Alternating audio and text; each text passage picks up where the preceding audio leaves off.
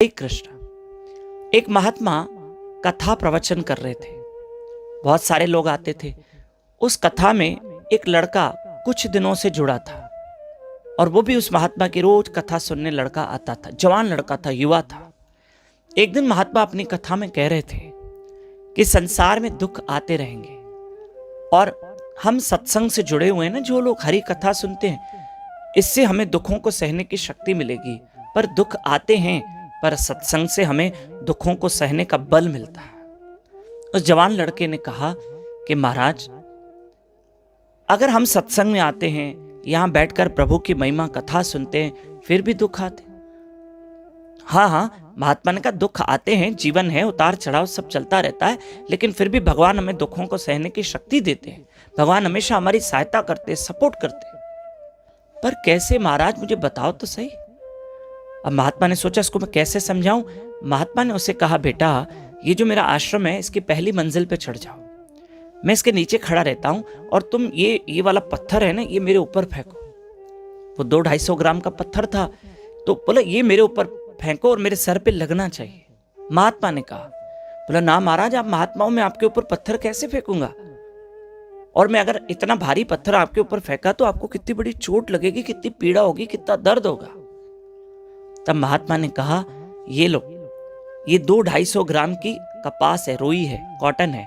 अब ये ऊपर मेरे ऊपर फेंको फर्स्ट फ्लोर से, तो इसका असर क्या होगा।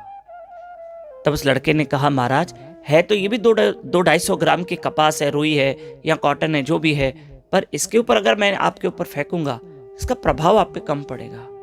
ये आपको इतनी जोर से नहीं लगेगी, इसकी आपको पीड़ा नहीं होगी, इससे आपको ब्लड नहीं निकलेगा। तो महात्मा ने समझाया, पत्थर भी 200-250 ग्राम, कॉटन भी 200-250 ग्राम है, तो दोनों का वजन सेम, पर एक का असर देखा और दूसरे का असर देखा।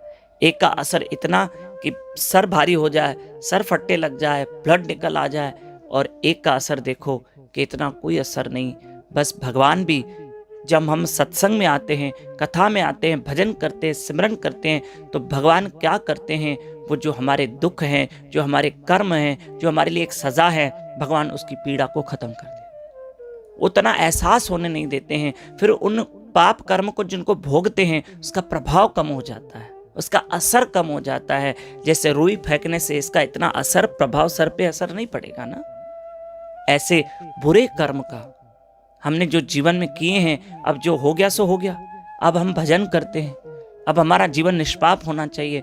अब हम हरि कथा से जुड़े, हरि भजन करें, तो आने वाले जो दुख हैं, भगवान उसका प्रभाव कम कर देंगे, असर कम कर देंगे। इन दिनों माता रानी के नवरात्रे चल रहे हैं, मेरे साथ जरूर उठिए। रोज सुबह अर्ली मॉर्निंग 4:30 से 5:30 बजे उठकर मेरे साथ जप कीजिए, हरि कथा सुनिए, only on YouTube channel Damodar Das पे।